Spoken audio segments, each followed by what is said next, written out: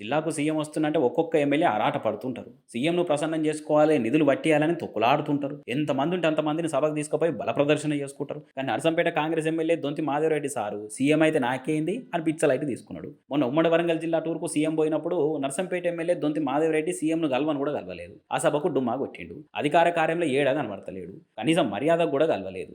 నర్సంపేట కోసం ₹4 కావాలని అడగలేదు. ఎమ్మెల్యే నియోజకవర్గానికి ఆనుకున్న ఉన్న ఊర్లోనే సీఎం పొద్దునాక ఉన్న దేకను కూడా దేకకపోయే వరకలా సీఎం కూడా చూస్తా ఆయన కథ ఏందో అన్నట్టే ఉన్నాడట.